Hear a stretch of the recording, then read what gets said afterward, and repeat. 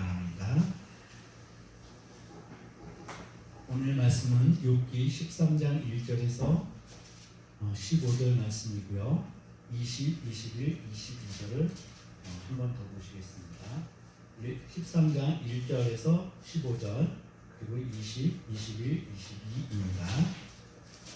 제가 먼저 교독하겠습니다. 나의 눈이 이것을 다 보았고 나의 귀가 이것을 듣고 깨달았느니라. 너희가 아는 것을 나도 아노니 너희가 못하지 아니라. 참으로 나는 전능자에게 말씀하려 하며 하나님과 변론하려 하노라. 너희는 거짓말을 지어내는 자요 다 쓸모없는 의논이라. 너희가 참으로 잠잠하면 그것이 너희의 지혜일 것이니라. 너희는 나의 변론을 들으며 내 입술의 명령을 들어보라. 너희가 하나님을 위하여 불의를 말하려느냐 그를 위하여 속임을 말하려느냐. 너희가 하나님의 낯을 따르려느냐 그를 위하여 변론하려느냐. 하나님이 너희를 감찰하시면 좋겠느냐 너희가 사람을 속임같이 그를 속이려느냐. 만일 너희가 원래 낯을 따를 때에 그가 반드시 책망하시리라. 그의 종기가 너희를 두렵게 하지 않겠으며 그의 두려움이 너희 위에 임하지 않겠느냐. 너희의 교훈은 제 같은 속담이요 너희가 방어하는 것은 토성이니라. 너희는 잠잠하고 나를 버려두어 말하게 하라. 무슨 일이 닥치든지 내가 당하리라. 내가 어찌하여 내 살을 내게 묻고 내 생명을 내 손에 두느냐. 그가 나를 죽이시니 내가 희망이 없노라. 그러나 그의 앞에서 내 행위를 아뢰리라. 20절입니다. 20절. 네, 읽어주십시오. 오직 내게 이 두 가지 일을 행하지 마옵소서. 그리하시면 내가 죄를 피하여 숨지 아니하리니. 곧 주의 손을 내게 대지 마시오며 주의 위엄으로 나를 두렵게 하지 마실 것입니다. 그리하시고 주는 나를 부르소서. 내가 대답하리이다. 혹 내가 말씀하게 하옵시고 주는 내게 대답하옵소서. 아멘. 자리에 앉으시겠습니다.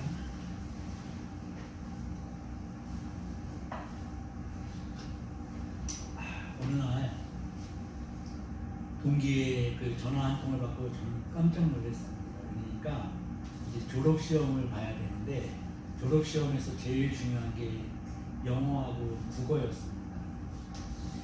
영어하고 국어라는 말이 좀 이상하지 않으실까요?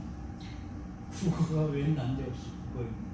그런데 영어하고 국어가 너무너무 중요한 시험이었습니다.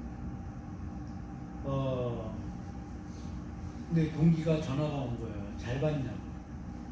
근데 제가 잠깐 생각해보니까 영어하고 국어를 본 적이 없습니다. 그 전날의 시험은 너무 잘 본 것 같은데 영어하고 국어는 본 적이 없습니다. 저는 어떻게 되겠습니까? 이거 졸업을 못하게 되는 거예요. 그래서 깜짝 놀라가지고 교수님들께 부랴부랴 전화를 드렸어요. 교수님, 제 아내가 병원에 입원해 있는 거로 제가 시간이 없어서 공부를 못했습니다. 경험이 없어서 시험도 못 치렀습니다.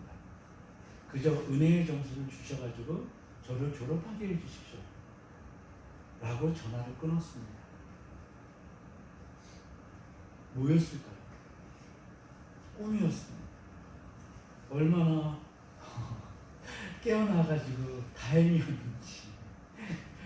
그런데 하나님께서 저에게 한 가지 생각을 주셨습니다. 네가 지금까지 변명으로 일관해 왔구나. 이런 마음을 저한테 주신 겁니다.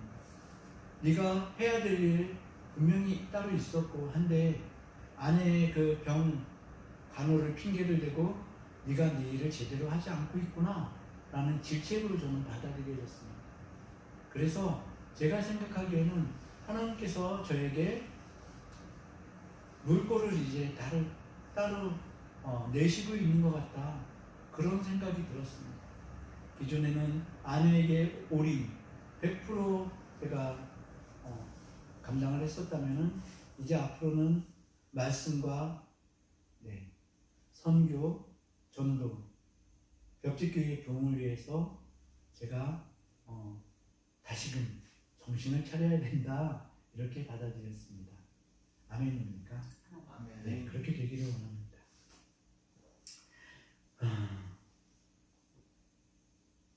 그렇습니다. 이찬수 목사님 또 말씀을 드리는데 그분이 설교 중에 이런 말씀을 하셨어요. 자기의 가장 최고의 즐거움은 하나님의 말씀을 준비하면서 전하의 그 말씀을 준비하는 시간. 이것이 가장 깊은 시간이 되어지고 있노라고. 그 말씀을 듣는데 너무 부러웠어요. 그럼 나는 어떨 때가 가장 즐거울까? 생각해 봤더니 넷플릭스 보는 게 너무 즐거워요. 하루 종일 넷플릭스를 봅니다. 참 변명에 불과하지만 책에 집중할 수 없다라고 변명을 하지만 사실은 그게 아니라 그게 더 저의 즐거움이 되고 있다. 이게 현실이라는 말씀입니다. 그래서 저도 하나님께 기도했습니다. 하나님, 제가 예배를 즐거워하는 자가 되게 하여 주시고 말씀을 준비할 때 세상의 그 어떤 것보다 즐겁고 기쁜 일이 될 수 있도록 주님 저를 인도해 주십시오. 이렇게 기도했습니다. 그렇게 만약에 제가 된다면 제 말씀의 능력도 엄청나게 달라질 거예요. 그죠? 하나님을 경험할 수밖에 없으니까. 왜? 말씀 앞에 서면은 하나님께서 우리를 만지십니다. 그거 분명합니다. 말씀을 묵상하다 보면은 졸리기도 합니다. 그런데 졸림 가운데서도 하나님이 분명히 만지시는 것이 있습니다. 그렇죠? 묵상해보세요. 아주 즐겁습니다. 묵상을 메디테이션이라고 그러거든요. 근데 제가 그것을 이렇게 의역을 해보니까요. 제 나름대로 의역을 해보니까 약을 먹는 시간이에요. 메디테이션. 우리 몸속에 상한 영혼을 치유하는 시간이 묵상이더라. 약을 먹는 시간이더라. 그래서 우리가 묵상을 날마다 하게 되면은 우리의 심령이 정말 주님 앞에서 주님께서 원하시는 곳으로 그렇게 물꼬를 틀어가 주실 것을 믿습니다.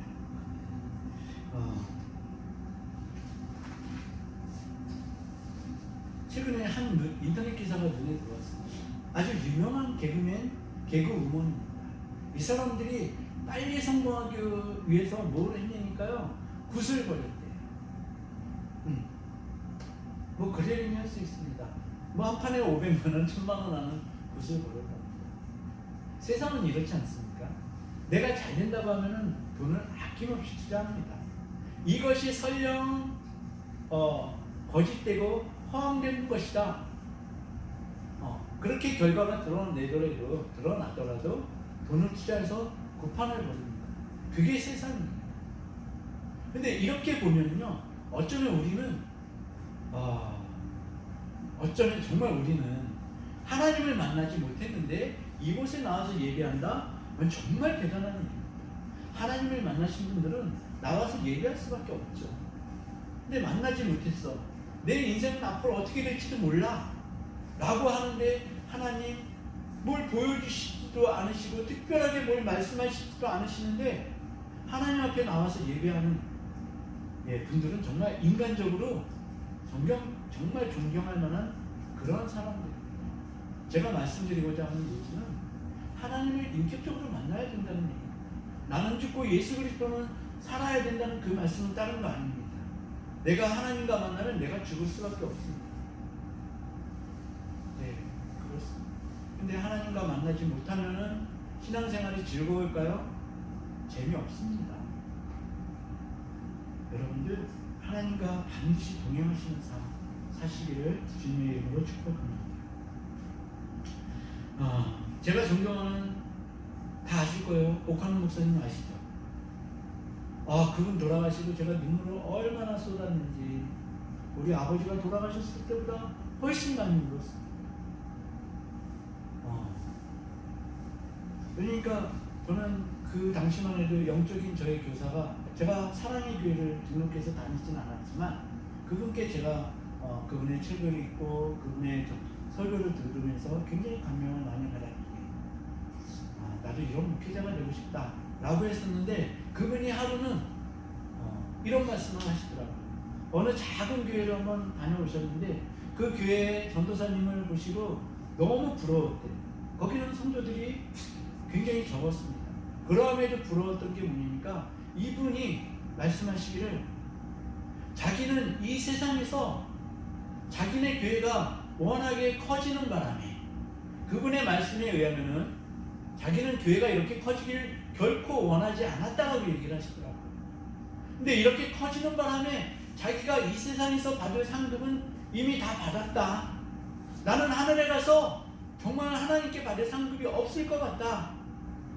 그런데 그 작은 교회의 전도사를 보니까 상급이 너무나 크더라.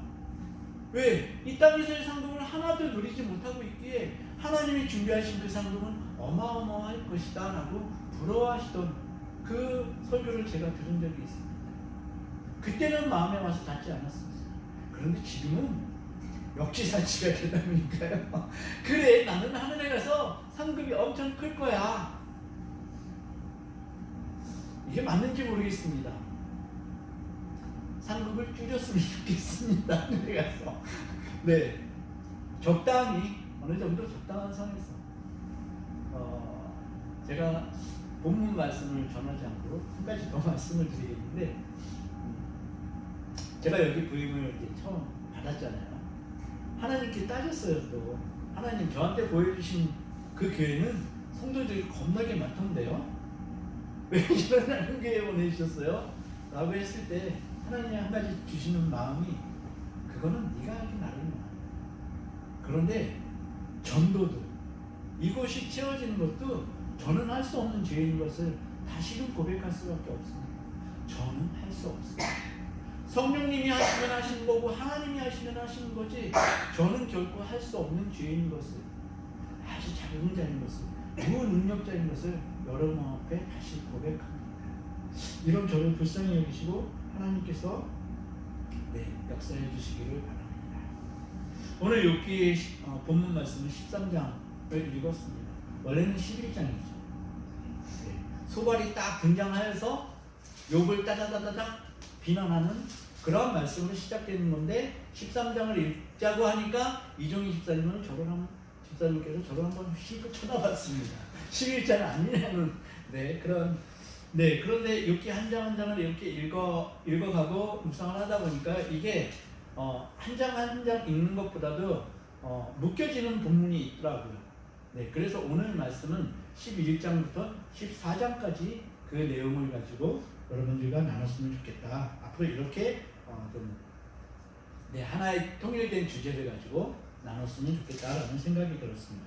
오늘은 특별히 말씀의 제목이 조급함을 버리길 바랍니다. 인데 기존의 교회들의 그 말씀대로 하면 조급함을 버립시다 라고 얘기하고 싶지만, 좀 더 부드럽게 말씀드리고 싶어서 조급함을 버리시길 바랍니다 라고 제목을 정했습니다. 욥기의 전반적인 패턴에 대해서 말씀드렸습니다.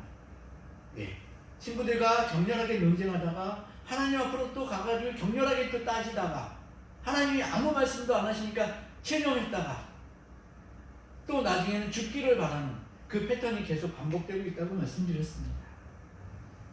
그런데 욥의 진정한 친구인 엘리바스는 경험론자였습니다. 엘리바스는 하나님을 경험했습니다. 그런데 그 경험이 전부인 것처럼 말하는 엘리바스의 그 과오가 있었다는 말씀 드렸고요. 빌닷은 전통론자였습니다. 선조들에게 배워라 지혜를. 근데 다 뒤집어 보니까 빌닷은 하나님을 만난 적이 없는 사람이었습니다. 근데 여기 소발은 뭐냐니까요. 11장을 보시면은 욥이 엘리바스와 빌닷의 충고를 전혀 받아들이려고 하지 않자 화가 났습니다. 첫 번째 화가 난 이유가 그거였고요. 두 번째는 뭐냐니까, 두 번째는 욥이 자신은 결코 죄인이 아니다라고 계속 얘기하니까 거기에 대해서 화가 났습니다. 그러자 이 소발은 어떻게 하니까 자신의 의견을 주장할 때에 하나님의 이름을 이용하려고 하고 하나님을 이용해서 자기 자신을 높이는 데 사용하려고 합니다. 그런 행태를 보이고 있습니다. 욥기 11장 12절에서 17절은 소발이 욥을 향하여서 가르치려고 하고 선생의 태도를 취하려고 하는 것을 볼 수 있습니다. 우리 함께 같이 보시겠습니다. 11장 12절 17절입니다. 권사님 혹시 추워서 갑자기 추워져서 기침하시는 거 아니세요? 지난 일주일 동안 감기가 와가지고 일주일 동안 지금 많이 나아진 것 같아요. 네. 감기 떨어지시다. 네. 네, 우리 함께 보시겠습니다. 욥기 11장 12절에서 17절입니다. 함께 보실게요. 시작. 허망한 사람은 지각이 없나니 그의 출생함이 들락이 같으니라. 만일 내가 마음을 바로 정하고 주를 향하여 손을 들 때에 내 손에 제약이 있거든 멀리 버리라. 불의가 내 증막에 있지 못하게 하라. 그리하면 내가 반드시 흠없는 얼굴을 들게 되고 굳게 서서 두려움이 없으니 곧 내 환난을 잊을 것이라. 내가 기억할지라도 물이 흘러간 같을 것이며 내 생명의 날이 대낮보다 밝으리니 어둠이 있다 할지라도 아침과 같게 될 것이요. 이 말씀은 마치 자신이 영적인 전문가가 되는 것처럼 말하고 있습니다. 자기 과실을 드러내고 있는 것이죠. 그러나 잘 생각해 보시면 영적인 전문가, 영적인 교육은 과시함에 있는 것이 아니라 순종함에 있다는 사실을 우리가 잘 알아야 될 것입니다. 특별히 지금은 우리가 순종하지 않는 시대에 살고 있습니다. 내 마음대로 사사기와 같은 시대에 살고 있습니다. 순종함이 무엇보다도 중요한 영적인 태도입니다. 결국 소발은 마음이 무너진 사람에게 무례한 조언을 하는 영적으로 교만한 상태인 것을 보게 됩니다. 욥기 12장 1절에서 3절을 보시니까 한 절 넘어갔죠. 12장 1절에서 3절을 보시면 욥은 결국 친구들에게 폭발하고 맙니다. 제가 읽겠습니다. 욥이 대답하여 이르되 너희만 참으로 백성이로구나. 너희가 죽으면 지혜도 죽겠구나. 나도 너희같이 생각이 있어 너희만 못하지 아니하니 그 같은 일을 누가 알지 못하겠느냐. 이 말씀을 다시 바꿔보면요, 욥은 이렇게 얘기하고 있습니다. 내 문제를 너희는 전혀 이해를 하려고 하지 않는구나. 나와 함께 이 문제에 뛰어들든지 아니면 너희들은 입을 다물면 좋겠다 라는 욥의 말입니다. 여기에 대해서 알렉산더 화이트 박사라는 사람이 있는데요, 이 사람이 뭐라고 하니까 우리에게 논쟁을 피하라고 경고합니다. 결국 논쟁은 하나님만 하실 수 있다는 얘기를 이 박사는 합니다. 한번 들어보십시오. 논쟁을 좋아하는 자들을 피하라. 논쟁을 좋아하는 자들을 피하래요. 그들이 자기 주장을 하도록 그냥 내버려두라. 말하자면 진중권 같은 상황을 좀 만나지 말라는 얘기입니다. 그들이 말하도록 그냥 내버려두라. 그들이 글을 써도 그냥 내버려두라. 당신이 틀렸다고 따져도 그냥 내버려두라. 그들이 당신을 비방해도 그냥 내버려두라. 사랑이 그리고 당신을 정죄하고 판단해도 그냥 내버려두라. 그들이 당신을 매장하려 해도 그냥 내버려두라. 네, 심지어 매장하려 해도 그냥 내버려두라네요. 사랑이 고통당하는 것보다 하나님의 진리가 고통당하도록 내버려두라. 제가 이 얘기를 한번 생각해 봤어요. 사랑이 고통당하는 것보다 하나님의 진리가 고통당하도록 내버려두라. 이게 무슨 말일까? 우리가 보통 논쟁을 하면요, 처음에 시도는 상대방을 사랑하는 마음으로 시작을 합니다. 그렇죠? 근데 그 논쟁의 그 요지를 지키기 위해서 그 사랑하는 마음보다는 자기의 신념이 앞섭니다. 그 신념이 하나님의 자리를 차지를 하게 되더라는 얘기죠. 그래서 하나님의 진리마저도 자기의 논쟁의 소재를 삼더라는 얘기입니다. 하나님의 진리가 고통당하도록 내버려두라. 당신은 논쟁자가 될 수 있을 만큼의 신성을 가지고 있지 않다. 네, 논쟁을 하다 보면은요, 취지에서 어긋납니다. 그죠? 그래서 자기가 맞다라고 우기기 위해서 온갖 것들을 다 끌어오더라는 얘기예요. 교만한 자리에 설 수밖에 없다라는 얘기입니다. 근데 욥이 계속 친구들과 논쟁을 합니다. 그쵸? 하나님은 대꾸를 안 하실 뿐이지 하나님과도 논쟁을 하려고 욥은 벼르고 있습니다. 근데 욥과는 다르게 예수 그리스도의 태도를 보면요, 예수 그리스도는 논쟁을 그만두었습니다. 오히려 예수 그리스도께서 논쟁하시면은 그분만큼 진리를 가지고 선포하듯이 하시게 되면 누가 그분 앞에 설 수 있겠습니까? 그런데 예수님은 논쟁을 그만두셨습니다. 이사야 53장 7절을 보면은요, 어떻게 나오니까 그가 곤욕을 당하여 괴로울 때에도 그의 입을 열지 아니하였으며 마치 도식장으로 끌려가는 어린 양과 털 깎는 자 앞에서 잠잠한 양같이 그의 입을 열지 아니하였다라고 나와 있고, 마가복음 14장 65절은 이렇게 얘기합니다. 어떤 사람은 그에게 침을 뱉으며 그의 얼굴을 가리고 주먹으로 치며 이르되 선지자 노릇을 하라. 그리고 하인들은 손바닥으로 치더라. 예수 그리스도를 손바닥으로 치더라는 얘기입니다.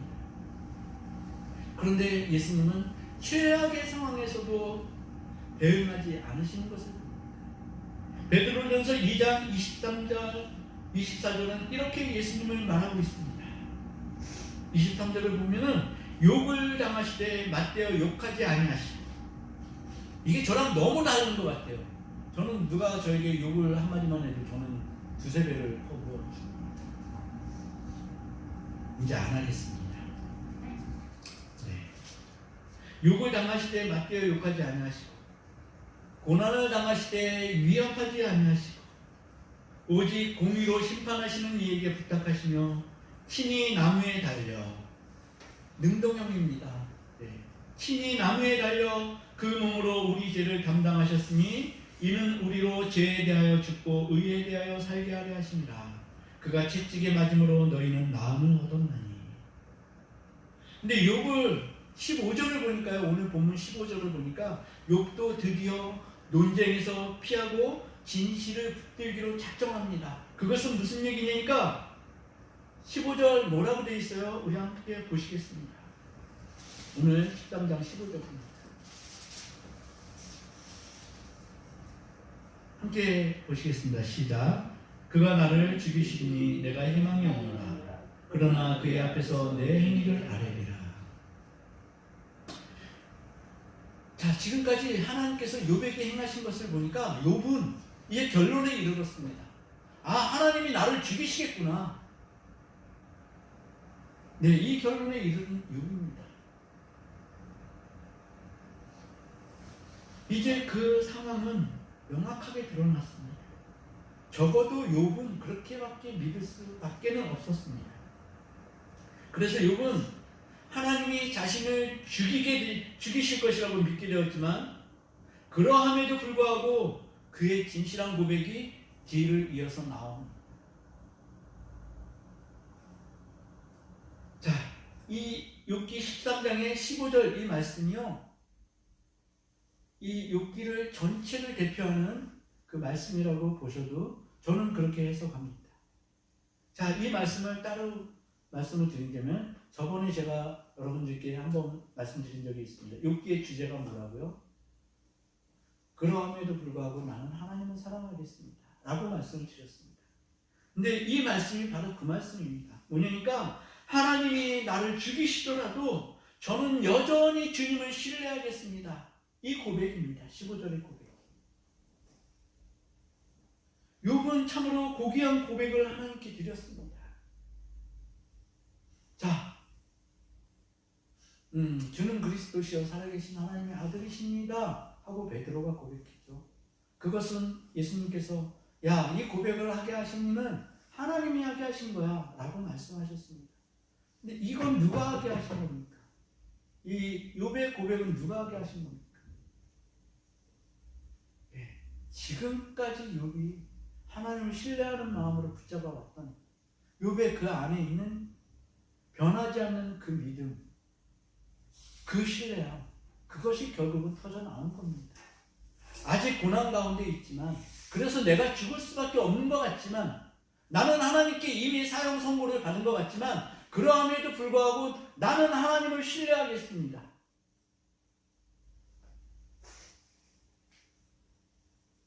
제가 이 말씀을 가지고 저도 해보려고 열심히 노력해 봤어요. 하나님, 저는 그러함에도 불구하고 하나님을 신뢰하겠습니다. 네. 이 고백이 여러분들과 저의 것이 되기를 축복합니다. 이 고백으로 욥의 진심은 완전히 드러났고 그의 진심은 환난이나 생명의 위협에도 불구하고 하나님이 받으시는 향기로운 제물이 되었습니다. 그리고 욥은 겸손한 태도로 하나님께 간구했습니다. 오늘 같이 읽으신 20절, 21절입니다. 근데 이 마음이 저는 너무나 느껴졌습니다. 우리 함께 읽어보시겠습니다. 20절, 21절입니다. 시작. 오직 내게 이 두 가지 일을 행하지 마옵소서. 그리하시면 내가 주의 얼굴을 피하지 아니하오리니 곧 주의 손을 내게 대지 마시오며 주의 이름으로 나를 두렵게 하지 마실 것이니. 아멘. 얼마나 간절하게 부탁을 드리는 말씀일까요? 하나님, 내게 이 두 가지 일만은 일어나지 않기를 원합니다. 내게 손을 대지 마시오며. 지금까지 손을 대셨는데 더 이상 손을 대지 않으셨으면 좋겠어요. 주의 위험으로 나를 두렵게 하지 마시오. 기존에 그렇게 제가 하나님을 의지하고 따랐는데 주의 위험이 나를 덮어서 나를 죽게 만들고 있구나. 이런 욥의 고백이에요. 그런데 이제 제가 드리고 싶은 말씀은 욥이 하나님을 너무 성급하게 판단을 했다라는 말씀을 드리고 싶습니다. 지금까지의 고난 때문에 하나님이 나를 죽이기로 작정하셨군요. 이거를 완전한 결과, 사실로 받아들였다는 얘기입니다. 그러면 하나님은 욥을 죽이시려고 하는 것입니까? 우리는 다 알고 있습니다. 그죠? 욥을 죽이시려고 하시는 그 행동이 아닌데 욥은 하나님이 나를 죽이시는 거구나 라고 받아들였다는 거예요. 말씀을 시작하면서 우리가 가지고 있는 세상에서의 행복함을 추구하는 사람들에 대해서 말씀드렸습니다. 얼마나 빨리 행복해지기를 원하면 500만 원, 1000만 원을 들였어도 구술을 했다는 겁니다. 그냥 한 판. 우리의 인생이 눈에 보이는 세상에 한정되는 것으로 끝난다고 가정을 한다면 미신의 힘은 이 땅 위에서 한 번 살고 그냥 죽는 거, 없어지는 거야 라고 생각한다면 얼마든지 그럴 수 있습니다. 왜? 한 번 사는 인생이니까 떵떵거리고 그죠? 잘 살면 좋잖아요. 네, 그렇다면 이해가 됩니다. 그렇게 볼 때는 어쩌면 우리는 정말 세상에서 가장 뒤떨어진 신앙을 소유하고 있는 그런 사람들인지도 모릅니다. 우리 자신이. 우리의 인생이 눈에 보이는 세상이 한정적인 것으로 끝난다고 생각하는 그러한 눈이 된다면, 그렇게 인정한다면 우리는 정말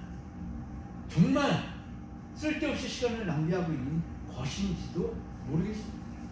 그러나 하나님이 세상을 지으시고 우리 인간을 지으셨을 때 하나님의 속성을 그 안에다가 집어넣으셨습니다. 그것이 뭐냐니까 영원성입니다. 결코 죽지 않습니다. 우리의 영혼은 죽더라도 지옥에 가든지 천국에 가든지 그 둘 중에 하나이지 결코 사멸하거나 소멸되어지지 않는다는 얘기입니다. 하나님은 영원하신 하나님이시고 그 아들 예수 그리스도는 그 영원한 생명을 우리에게 되돌려 주시기 위해서 십자가를 지셨기 때문에 그거 우리가 너무나 잘 알고 있잖아요. 그래서 우리가 교회에 와서 예배하고 또 생활 가운데 하나님을 예배하고 찬양하고 하는 것 아닙니까? 이 진실이 우리들 가운데서 완전한 믿음으로 자리하셔가지고 변하지 않기를 주님의 이름으로 축복합니다. 그런 예수 그리스도의 십자가가 지금 우리에게 말하고 있습니다. 뭐라고 말하고 있으니까 조급함을 버려라. 조급함을 버려라. 잠언에서는 미련한 자, 오만한 자, 게으른 자, 이 세 가지 행태에 대해서 신랄하게 비판하는데 먼저 미련한 자를 비판을 합니다.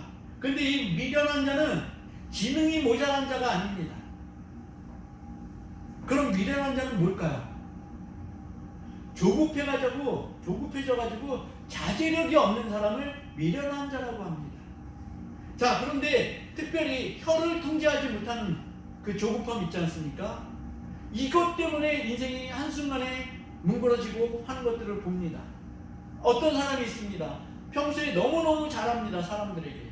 근데 말 한마디 잘못해가지고 완전히 그 전에 행했던 그 선한 일을 다 깡그리 잊어버리게 되고 오히려 나쁜 사람으로 나중 지키기도 합니다.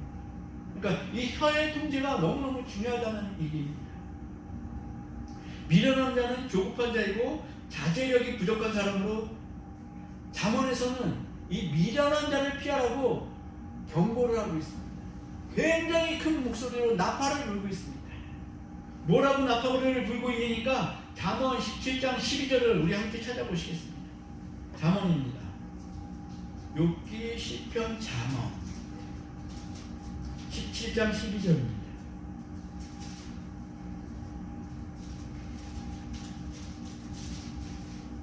여기서 굉장히 뭐라 그럴까요? 격렬한 표현을 쓰고 있습니다. 다 찾으셨으면 한 목소리로 보시겠습니다. 시작. 차라리 새끼 빼앗긴 앙꿈을 만날지언정 미련한 일을 행하는 미련한 자를 만나지 말 것이니라. 네, 새끼 뺏긴 앙꿈 만나보셨나요? 저 안 만나봤는데요. 겁나 싸나운가 봐요. 그죠? 눈에 뵈는 게 없겠죠.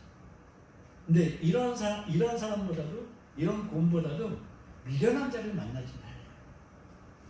네. 미련한 자를 만나면은 내 복장이 터질 거야, 아마. 그죠? 우리는 현재 조급함으로 진리의 눈이 가려진 시대를 살고 있습니다. 예수 그리스도가 메시아가 아니라고 판단했던, 조급하게 판단했던 유다는 은30의 예수 그리스도를 배신하고 말았습니다. 사순절을 지나면서 욥은 우리에게 조급함을 버리라는 메시지를 주고 있습니다. 욥은 하나님을 성급하게, 조급하게 판단하고 그리고 말하고 있습니다. 고난을 받고 있는 욥이 이렇게 성급하게, 조급하게 판단한다고 사실은 우리가 비난할 자격 전혀 없습니다. 그의 조급한 결정, 즉 지금까지 보니까 하나님이 나를 죽이시기로 작정했어 라고 생각하는 그 예단, 이 예단은 하나님을 모르는 자가 취하는 태도하고 같아졌습니다. 하나님을 너무 성급하게 말하고 있는 욥을 마주하면서 우리는 하나님을 어떻게 생각하고 어떻게 말하고 있는지 되돌아보시면 좋겠습니다. 하나님 나라의 백성인 우리는 예수님이 이 땅에 오신 이유를 알고 우리에게 그분을 알게 하신 하나님의 목적을 이루는 삶을 사시기를 주님의 이름으로 축복드립니다. 우리 마지막으로 마태복음 20장 28절을 보시겠습니다. 예수 그리스도가 이 땅에 오신 이유입니다. 이거 한마디가 예수님의 오신 이유, 목적을 다 설명을 하고 있습니다. 그 외에 다른 거 없습니다.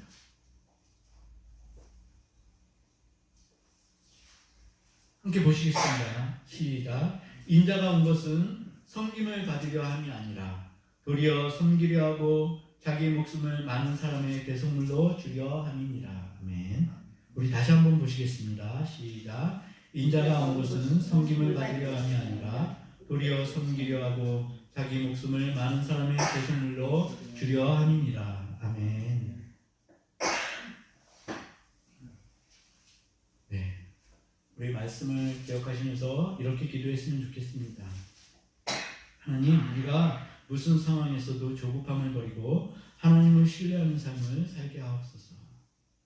우리가 특별히 혀의 권세에 우리 자신을 맡기는 것이 아니라 오직 아버지의 권세에 우리를 드릴 수 있도록 주님 인도하여 주시옵소서. 그리고 예수 그리스도가 이 땅에 오신 이유, 연약한 자를 섬기기 위해 오신 그 이유를 우리도 실천하며 하나님 나라에서 살게 역사해 주옵소서. 우리 주님 한번 큰 소리로 부르시고 기도하시겠습니다. 주님